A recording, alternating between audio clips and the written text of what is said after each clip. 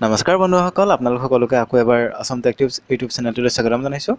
এই ভিডিঅ'টোত 8 ছেপ্টেম্বৰ 2019 হৈ যোৱা DSSFWৰ ফিল্ড ৱৰ্কাৰ আৰু ছ'চিয়েল ৱৰ্কাৰৰ প্ৰশ্নকাকতখনৰ লজিকেল ৰিজনিঙৰ প্ৰশ্নসমূহ আলোচনা কৰিবলৈ লৈছোঁ। গতিকে আহকচোন ভিডিঅ'টো আৰম্ভ কৰোঁ। এইটো লজিকেল ৰিজনিঙৰ পাৰ্টটো উলিয়াই লৈছোঁ আৰু ছেকশ্যন আছিলে ডি। আৰু লজিকেল ৰিজনিঙৰ প্ৰথম কুৱেশ্যনটো সুধিছিলে which of the following words কাম ফাৰ্ষ্ট ইন এ ডিক্সনেৰী। ডিক্সনেৰীৰ তলত দিয়া শব্দৰ কোনটো প্ৰথমতে আহিব। গোটেইকেইটাতে প্ৰথমতে এ চি আছে আৰু প্ৰথম শব্দটোত থাৰ্ডত টি, তাৰপিছত এইটোত চি, এইটোত কিউ আৰু এইটোত এইচ আহিছে। গতিকে আমি জানো যে চিটো প্ৰথমতে আহে, সেইটো কাৰণে শুদ্ধটো হ'ব একুমুলেট, অপশ্যন হ'ব বি। তাৰ পাছৰ নেক্সট কুৱেশ্যনটো সুধিছে ৱাল ইজ টু ব্ৰিক।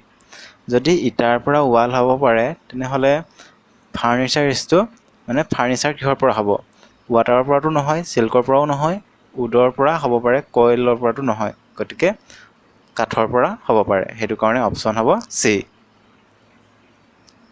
তাৰপাছত থাৰ্ড কুৱেশ্যনটো হৈছে find the odd one out. ইয়াৰ পৰা কোনটো অমিল শব্দ সেইটো উলিয়াব কৈছে। তাৰপিছত এইটো আৰ্ক, এইটো ৰেডিয়াছ আৰু এইটো ডায়মিটাৰ, এই তিনিটা বৃত্তৰ লগত জড়িত, কিন্তু ডায়মিটাৰটো নহয়। সেইটো কাৰণে ডায়েগনেলটো নহয়, ডায়েগনেলটো হ'ব কাৰেক্ট আনচাৰ।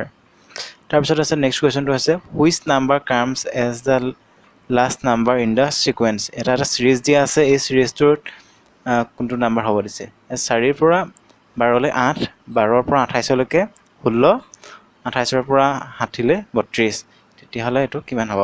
আমি যদি চাওঁ 8ৰ লগত যদি 2 পূৰণ কৰোঁ 16 পাওঁ। তাৰপিছত 16ৰ লগত যদি 2 পূৰণ কৰোঁ 32 পাওঁ। তেতিয়াহ'লে 32ৰ লগত যদি 2 পূৰণ কৰোঁ আমি পামগৈ 64 হ'ব। তেতিয়াহ'লে আমি এইটো আছে 60ৰ লগত 64 প্লাছ কৰিলে আমি পাম 124। তাৰমানে কাৰেক্ট আনচাৰটো হ'ব 124, অপশ্যন বি। নেক্সট কুৱেশ্যন হৈছে a woman introduce a man as the son of the brother of the mother, how is the man related to the women.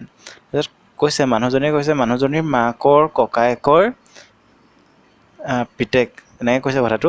তেতিয়াহ'লে মানুহজনীৰ মাকৰ ককায়েকৰ পিতেক হ'লে সেই পিতেক মানুহজনীৰ লগত কি হ'ব?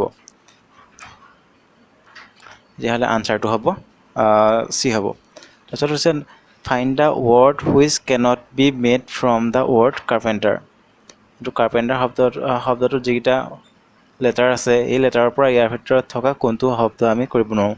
ইয়াত আনচাৰটো হ'ব পেইণ্টাৰ, কাৰণ পেইণ্টাৰত আই আছে কিন্তু এই কাৰ্পেণ্টাৰত আইটো নাই। গতিকে পেইণ্টাৰটো আমি ইয়াৰ পৰা বনাব নোৱাৰিম, সেইকাৰণে কাৰেক্ট আনচাৰ হ'ব অপশ্যন চি, পেইণ্টাৰ। বাকীকেইটা আমি বনাব পাৰোঁ, ৰিপেন, কাৰ্পেট, নেক্টাৰ, এই গোটেইকেইটা আমি বনাব পাৰোঁ কাৰ্পেণ্টাৰৰ পৰা। তাৰপিছত কুৱেশ্যনটো সুধিছে Lakshman went 15 metre to the west from his house, turned left and walked for 20 meters. He then turned east and walked 25 meters and finally turning left and covered 20 meters. How was he from his house? তাৰপিছত এতিয়া হ'ব এইফালে যদি point হয়, এইফালে যদি 15 metre ৱেষ্টত 15 metre গৈছে, তাৰপিছত আকৌ লেফ্ট টাৰ্ণ লৈছে, লেফ্ট টাৰ্ণত গৈছে 20 মিটাৰ, তাৰপিছত আকৌ লেফ্ট টাৰ্ণ লৈছে, আকৌ লেফ্ট টাৰ্ণ লৈ গৈছে 25 মিটাৰ, আকৌ এইটো লেফ্ট টাৰ্ণ লৈছে। গতিকে এইটো লেফ্ট টাৰ্ণত 20 মিটাৰ গৈছে। 20 মিটাৰ এইডোখৰৰ পৰা এইডোখৰলৈ আমাক কিমান ডিষ্টেঞ্চটো সেইটো উলিয়াব লাগে। যিহেতু এইডোখৰৰ পৰা এইটো এনেকৈ 20 মিটাৰ, 25 মিটাৰ, 20 মিটাৰ হৈছে, আৰু এইডোখৰৰ পৰা এইডোখৰলৈ 15 মিটাৰ, 15 প্লাছ 10, তেতিয়াতো 25 মিটাৰ হৈ যাব, কাৰণ আমি তলত 25 পাইছোঁ, সেইটো কাৰণে এইটো 10 হ'ব আনচাৰটো। Find the missing number in the figure. এই ফিগাৰটোত কোনটো এটা মিচিং, এটা নাম্বাৰ মিচিং আছে, সেইটো আমি কৰিব লাগে। 3, 4, 5, 6 আছে, তাৰপিছত 6, 8, 10, তাৰপিছত আমাক এইটো ঘৰত কি হ'ব পাৰে সেইটো সুধিছে। আমি যদি চাওঁ 6ৰ লগত আমি 2 যোগ কৰি 8 পাইছোঁ, 8ৰ লগত 2 যোগ কৰি 10, তেতিয়াহ'লে 10ৰ লগত 2 যোগ কৰিলে আমি 12 পাব লাগে। সেইটো হিচাপত আমি আনচাৰটো বি হ'ব লাগে 12। তাৰপিছৰ কুৱেশ্যনটো হৈছে how many numbers in between 9 to 54 are there which are exactly divisible by 9 but not by 3 কৈছে যে 9 পৰা 54 ভিতৰত কেইটা সংখ্যা আছে যিকেইটা সংখ্যা 9 ডিভিজিবল হয় কিন্তু 3 ডিভিজিবল নহয় 3 তাৰমানে হৰণ নাযায় তেনেহ'লে সেইটো হিচাপততো 9 যিকেইটা সংখ্যাত মানে হৰণ যায় সেইকেইটা সংখ্যাত 3ও হৰণ যায় সেইটো কাৰণে মানে 3টো হৰণ যাবই 9 যিকেইটা হয় সেইটো কাৰণে কোনো এটাও সংখ্যা নাই তাৰমানে যিটো সংখ্যাত 9 হৰণ যায় 3 হৰণ নাযায় সেইটো কাৰণে আনসাৰটো 0 হ'ব অপচন ডি তাৰপিছত কৈছে এ বিল্ডিং মাষ্ট হেভ এটা ঘৰ হ'বলৈ হ'লে কি থাকিবই লাগিব এটা ঘৰ হ'বলৈতো প্ৰথমতে মানুহ ৱাল ইয়াত অপচন দিছে মানুহ ৱাল প্লেগ্ৰাউণ্ড গাৰ্ডেন আমি জানো যে ঘৰ হ'বলৈ হ'লে ঘৰটো হোৱাৰ পাছতহে